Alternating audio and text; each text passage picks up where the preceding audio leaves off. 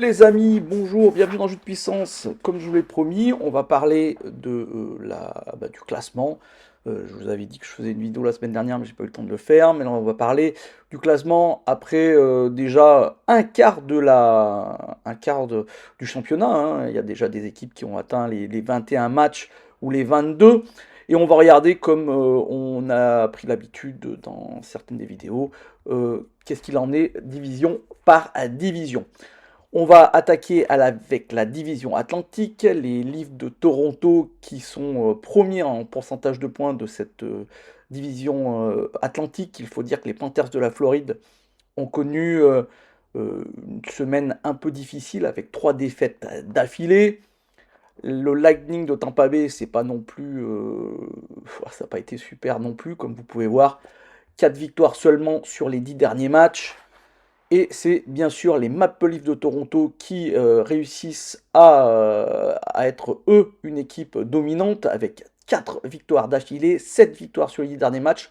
Et pourtant, ils jouent sans leur capitaine qui, depuis la mi-novembre, n'a pas joué avec les Toronto, avec les Maple Leafs, parce qu'il est blessé. Il est même allé en Allemagne voir un spécialiste. On ne sait pas trop ce qu'il a. Il a une blessure qui, du coup, fait qu'il ne peut pas jouer en ce moment avec les Maple Leafs de Toronto. Ça ne les empêche pas de gagner. Ils ont encore gagné la nuit dernière contre l'Utah Hockey Club. Le reste de cette division atlantique, on voit que les Sabres de Buffalo et les Boston Bruins, eux, s'en sortent un peu mieux qu'il y a quelques semaines de cela. Les Sabres de Buffalo, 3 victoires de suite, eux aussi, 7 victoires sur les 10 derniers matchs, c'est plutôt pas mal. Et ils s'approchent comme ça d'une qualification en playoff. Ça serait assez exceptionnel pour cette équipe qui n'a pas été qualifiée depuis des années. Et les Boston Bruins, 2 victoires de suite depuis que l'entraîneur a été limogé. L'entraîneur Montgomery a été limogé, ils ont changé d'entraîneur. Joe Sacco, c'était un assistant entraîneur qui était arrivé lors de l'intersaison. Est-ce que c'était pas fait déjà un peu exprès? On ne sait pas. Mais n'empêche que depuis que l'entraîneur n'est plus là, 2 victoires. Jim Montgomery, vous verrez, n'a pas tardé à trouver un nouveau club, mais on en parlera quand on parlera de la division centrale. Ensuite, les Red Wings. Red Wings vraiment très décevants cette saison, je trouve, les Red Wings. Seulement 8 victoires lors des 20 premiers matchs. Les Sénateurs d'Ottawa, c'est la même chose. 8 victoires eux aussi lors des 20 premiers matchs. 4 défaites. Là aussi, grosse déception du côté des Sénateurs d'Ottawa. On les attendait vraiment mieux que cela. Ensuite, on a bien sûr les Canadiens de Montréal qui gagnent quelques matchs, mais qui font une saison plutôt moyenne et pas très bonne. Moins bonne que la saison dernière, je trouve. Là aussi, on peut être déçu du côté de Montréal. On va aller du côté de la division métropolitaine, où là, c'est les Devils du New Jersey qui sont premiers en termes de points, mais en termes de pourcentage de points, c'est toujours les Hurricanes de la Caroline qui sont premiers avec 14 victoires sur leurs 20 matchs déjà effectués. Vraiment, ils dominent cette division métropolitaine assez largement. Ensuite, on a les Capitals de Washington qui restent une équipe surprenante, hein, 5 victoires lors des 10 derniers matchs, même s'ils sont à 2 défaites de suite en cette fin de semaine dernière. Il n'empêche qu'ils ont perdu leur capitaine qui avait commencé de façon assez incroyable cette saison. Alex Ovechkin s'est blessé. Il y a eu une sorte de genou contre genou et Alex Ovechkin est sorti et n'a pas fini le match alors qu'il avait marqué 2 buts lors de ce match où il se blesse. Et c'est bien dommage parce que franchement c'était un moteur pour cette équipe des Capitals de Washington. Et d'ailleurs, depuis qu'il n'est pas là, 2 défaites de suite. Les Rangers de New York, un peu décevants du coup, hein, seulement 12 victoires pour 7 défaites sur 19 matchs. 2 défaites de suite eux aussi, donc ils baissent un peu dans ce classement. À l'inverse des Devils du New Jersey qui eux, avec 7 victoires lors des 10 derniers matchs, dont 2 victoires d'affilée, eux se relancent largement et vous voyez, ils deviennent quatrième de cette division métropolitaine. Les Islanders et les Blue Jackets, assez surprenant de les voir là. 3 victoires d'affilée hein, lors des 3 derniers matchs. Très bonne dernière semaine pour les Blue Jackets de Columbus. Les Islanders, eux, c'est une équipe moyenne. 4 victoires pour 6 défaites, mais 3 après le temps réglementaire lors des 10 derniers matchs. Les Flyers, équipe décevante alors qu'ils avaient fait une très très belle saison la saison dernière. Et les Penguins de Pittsburgh, 2 défaites malgré le fait que Sidney Crosby a encore coché un, a encore coché un record, 600 buts pour lui dans la NHL. Il rentre dans. Voilà, il reste pas. Bah, voilà, Sidney Crosby, c'est quand même un très très bon joueur, un des meilleurs joueurs qu'on a pu voir lors des 20 dernières années. Sidney Crosby qui. Voilà, la question qui se pose, que les experts se posent, que les journalistes se posent, c'est est-ce que Sidney Crosby va rester avec les Penguins de Pittsburgh et va finir sa carrière avec les Penguins de Pittsburgh parce que on va dire que c'est le joueur des Penguins de Pittsburgh, c'est une sorte voilà, une sorte de joueur incontournable, comme l'avait été Mario Lemieux par exemple, ou il va essayer d'aller chercher une quatrième Coupe Stanley avec un club, parce que je pense que n'importe quel club le prendrait pour aller essayer de faire une course à la Coupe Stanley, vu que Sidney Crosby reste quand même un joueur déterminant et un joueur très très fort.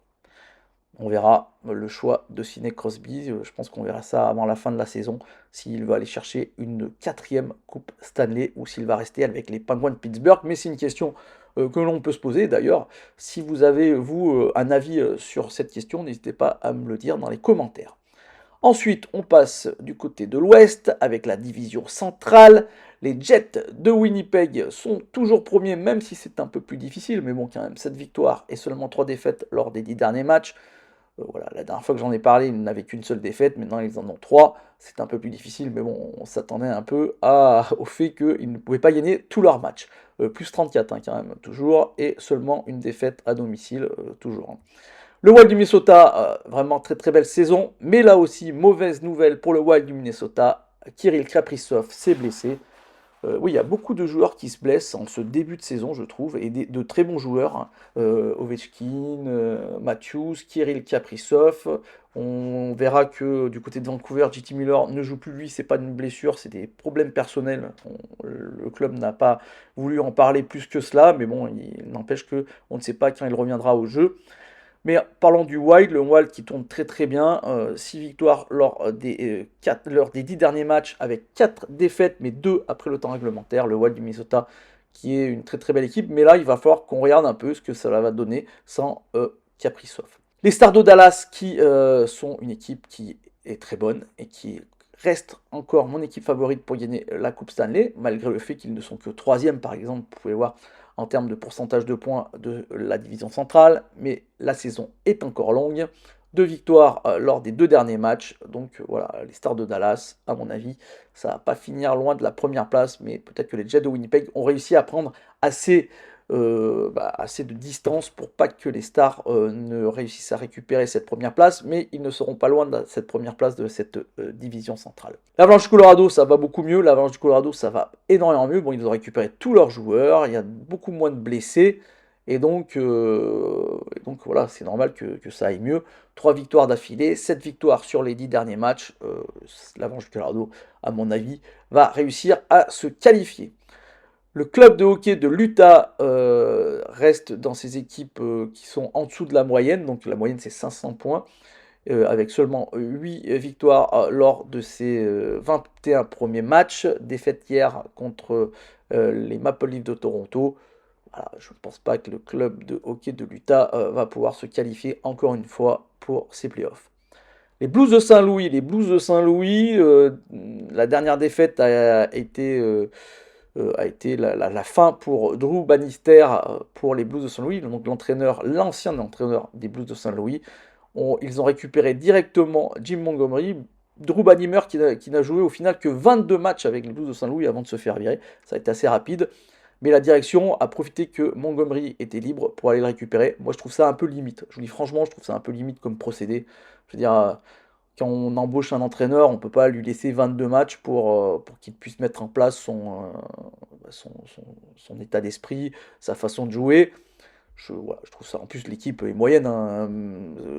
Montgomery, quoi qu'on en dise, va pas faire des miracles. Hein. Je ne pense pas que les Blues de Saint-Louis vont pouvoir se qualifier malgré l'arrivée de Montgomery. Donc il y a aussi l'histoire de Alexandre Texier qui ne joue plus ou qui jouait sur la quatrième ligne très peu de temps. Est-ce que ça va relancer Alexandre Texier l'arrivée de Montgomery? C'est la question qu'on peut se poser. Les Prédateurs de Nashville, bon ça va toujours pas, hein. Malgré une victoire assez convaincante lors du dernier match, là ça reste quand même une équipe qui à mon avis va avoir vraiment énormément de mal pour être qualifié, seulement 3 victoires lors des 10 derniers matchs, ce n'est pas du tout convaincant. Les Blackhawks de Chicago, là aussi, incompréhensible.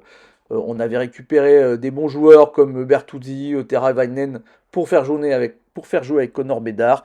L'entraîneur préfère le faire jouer avec Dickinson, qui est un très bon joueur défensif, mais qui n'amène aucune possibilité d'offensive intéressante, ce qui fait que Connor Bedard est un peu isolé et ce n'est pas très très beau à. Ouais, voilà, Connor Bedard ne fait pas une très très belle saison du coup. Ouais, je comprends pas trop ce que les Blackhawks de Chicago essayent de faire en ce moment. Est-ce qu'ils veulent encore arriver dernier pour récupérer encore une fois un choix de première ronde? Je veux dire, maintenant, avec l'équipe qu'ils avaient construite, je pense qu'ils pouvaient commencer une belle reconstruction et commencer à aller titiller les places en wildcard, mais ce n'est pas du tout le cas. On finit avec la division Pacifique qui est toujours aux mains en pourcentage de points des Golden Knights de Vegas, parce que les Golden Knights de Vegas, au final, sont assez constants.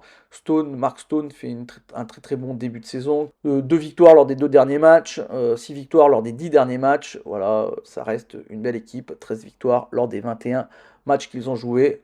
Les Golden Knights de Vegas qui vont se qualifier. Les Golden Knights de Vegas qui vont se qualifier assez facilement. Ensuite, on a là la surprise du coup, les Flames de Calgary. 4 victoires lors des 4 derniers matchs. Les Flames de Calgary qui ont passé une très très bonne semaine, hein. Les Flames de Calgary, malgré leur différentiel qui s'améliore un peu, hein, plus 1. Je crois qu'il était négatif il y a quelques semaines de cela. Voilà, c'est une surprise. Les Flames de Calgary ici, c'est une surprise, mais n'empêche, ils jouent leur jeu et pour l'instant, ils gagnent des points, ils grignotent et ces points, peut-être qu'en fin de saison, ils pourront dire voilà, on s'est qualifié parce qu'on a fait un très très beau début de saison. Ensuite, on a les Canucks de Vancouver qui sont plutôt pas mal, hein, 6 victoires lors des derniers matchs. Les Canucks de Vancouver, mais comme je vous l'ai dit, ils ont perdu JT Miller. JT Miller qui ne pourra pas jouer, on ne sait pas trop pourquoi. Eux, ils ont un différentiel négatif de -1, mais bon, ils ont gagné leurs 10 matchs sur 19 matchs, voilà, 9 défaites, donc c'est 605 de pourcentage de points, c'est pas mal. Les Kings de Los Angeles, une équipe qu'il faudra quand même regarder, mais comme vous pouvez voir, les Oilers d'Edmonton commencent à grappiller des places et ne sont pas si loin que ça des Kings de Los Angeles. Voilà, les Oilers vont devoir cravacher pour aller récupérer une place en playoff. -5 quand même en différentiel de but, ça c'est quand même pas normal pour une équipe comme les Oilers. On finit avec le Kraken de Seattle et les Ducks d'Anaheim qui sont à 500, donc une moyenne. Donc ces équipes, à mon avis, sont encore dans la possibilité d'aller chercher une place en playoff s'ils ont une belle série, une série de 4-5 matchs avec une victoire, ils vont vite remonter au classement et ça pourrait être intéressant. Ce qui n'est pas le cas des Sharks de San Jose. Les Sharks de San Jose, c'est vraiment très très compliqué. Et là, ils sont en train de se battre avec les Blackhawks de Chicago et avec les Canadiens de Montréal et les Penguins de Pittsburgh pour cette première place de la draft 2025. On va voir les statistiques des joueurs, les statistiques individuelles, les statistiques, et on s'aperçoit que c'est Nathan MacKinnon qui est devant en termes de points. C'est le meilleur pointeur de la ligue en ce moment.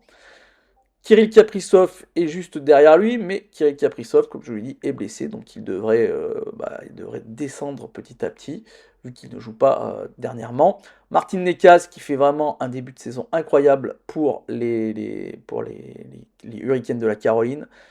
On voit un autre joueur de l'Avalanche du Colorado, qui joue avec Nathan MacKinnon, donc ça c'est un peu normal, qui n'est pas très loin de Nathan MacKinnon. Il lui manque 3 points. Mikko Rantanen, qui est toujours un joueur qui est dans ces niveaux-là, hein, vraiment un très très bon joueur. Mikko Rantanen, très très bon buteur. Jack Eichel, 32 points, 4e à égalité avec Mikko Rantanen. Sam Reinhart, le buteur des Panthers de la Floride. Cal Makar, encore un joueur, mais là c'est un défenseur de l'Avalanche du Colorado. Leon Draisaitl et Connor McDavid qu'on a l'habitude. Et Nikita Kucherov, que des joueurs qu'on connaît. En termes de buts, c'est Sam Reinhart et Leon Draisaitl qui sont les meilleurs buteurs de cette ligue. Alex Ovechkin était pas très loin, 15e, malheureusement il s'est blessé. C'est vraiment, vraiment dommage parce qu'il avait commencé vraiment une belle saison et presque, je suis très triste pour Alex Ovechkin qu'il se soit blessé parce que il avait vraiment une belle saison devant lui. Et voilà, je vais me faire un petit point sur Connor McMichael, qui est peut-être la surprise dans ce top 10 là. Connor McMichael qui joue donc avec Alex Ovechkin. Bon, il n'est pas sur le même trio, mais il joue dans la même équipe avec les Capitals de Washington. Voilà, 13 buts pour lui. Connor McMichael, bah, une bonne surprise pour les Washington de Capitals qui ont récupéré un buteur du coup, hein, Connor McMichael. En termes d'aide de jeu, c'est Nathan McKinnon qui est largement devant. Et on a juste derrière lui Jack Eichel avec 25. Que des joueurs qu'on connaît après. Dylan Strome, du Capitol de Washington, vous voyez, qui est là. Qui lui aussi fait un très très bon début de championnat. Martin Necas, je vous l'ai dit, vraiment surprenant. Surtout qu'il joue dans un trio, troisième trio, avec Kotkaniemi et Robinson, Eric Robinson, donc c'est pas non plus, on l'attendait pas à ce niveau quand même, hein, Martin Necas. Hein. Ça se termine par Jasper Price, 18 assistances. On va aller du côté des gardiens, donc les gardiens, donc il faut qu'ils aient au moins disputé 7 matchs, donc là on commence déjà à avoir des stats intéressantes, et on peut voir que le meilleur gardien de la ligue pour l'instant, c'est Joseph Woll, le jeune gardien des Maple Leafs de Toronto. On se disait que les Maple Leafs de Toronto tournaient très très bien depuis un certain temps, bah, c'est sûrement aussi grâce à leur gardien. 2 buts de moyenne encaissés par match, qui n'est pas beaucoup. Juste derrière, il y a Connor Helbuik et Philippe Gustafsson. Anthony Stollart, des Maple Leafs de Toronto aussi, vous voyez, 2 bons gardiens, hein, les Maple Leafs de Toronto, qui tournent avec 2 excellents gardiens, ce qui est, à mon avis, une raison pour laquelle, malgré le fait que Matthews ne soit pas là, cette équipe continue à être dominante. En pourcentage d'arrêt, on a justement Anthony Stollart, qui, comme je vous l'ai dit, donc fait très très bien. Et en jeu blanc, c'est Connor Helbuik qui a le plus de jeux blancs depuis le début de la saison. On va passer du côté des défenseurs, et qui est largement loin devant, c'est Cale Makar. Juste derrière lui, 2 défenseurs, un des Jets de Winnipeg, Josh Morrissey, qui est le meilleur défenseur de ces Jets de Winnipeg, et le meilleur défenseur des Blue Jackets de Columbus, qui est Zach Werenski. Il a marqué 5 points lors du dernier match, donc ça lui a fait faire un bond, hein, parce que s'il n'avait pas marqué, il ne serait même pas dans les 10 premiers, mais là, 5 points lors du dernier match pour Zach Werenski, avec le but gagnant, je crois. Je suis même sûr, en overtime. 5 points pour lui, un match de 5 points pour un défenseur, c'est pas tous les jours que ça arrive. Il a marqué 2 buts lors de ce match. Zach Werenski qui se retrouve donc deuxième. Après, on a des joueurs qu'on connaît, Quinn Hughes, le meilleur défenseur des Sabres de Buffalo, Rasmus Dahlin avec 19 points. Qui est le meilleur buteur en termes de buts? Donc c'est Cale Makar, 8 buts. Zach Werenski qui est juste derrière. Et après, on a un trio. Rasmus Dahlin, Evan Bouchard des Oilers d'Edmonton et Brandon Montour du Kraken de Seattle qui se retrouve très bien au Kraken de Seattle. Il recommence ce qu'il avait fait du côté des Panthers de la Floride. En termes d'aide, d'assistante, c'est toujours Cale Makar qui est devant. Josh Morrissey, lui, est juste derrière. Et on a le joueur des Rangers de New York qui finit ce trio. Et en termes de recrues, c'est Matvei Michkov qui est devant avec 16 points, suivi de très très près par Logan Stankoven, 15 points. En but, c'est Matvei Michkov, je ne sais pas trop comment on dit, 7 buts pour lui. Jackson Black des Hurricanes de la Caroline fait très très bien, 6 buts. Hein. Voilà, lui aussi, moi je le connais pas trop, je l'attendais pas trop là, et voilà, ce jeune joueur fait très très bien. Et en termes d'assistance, eh ben, on a le joueur des Stars de Dallas, Logan Stankoven, 11 assistances, et le défenseur Len Hudson du Canadien de Montréal, qui est pas très très loin, mais qui a le même nombre de points en assistance, et je crois qu'en points il est troisième. Ouais, il est troisième à égalité avec le joueur des Islanders, Maxime Spilakov, l'attaquant des Islanders de New York. Voilà, j'espère que cette vidéo vous a plu. Je vous ai fait un petit tour de là où on en est, alors qu'il y a un quart du championnat qui a été joué. J'espère que ça vous a plu. Si c'est le cas, n'hésitez pas à me faire un petit like, un petit commentaire ou à la partager. Et moi, je vous dis à bientôt pour de nouvelles news de la NHL. Allez, ciao!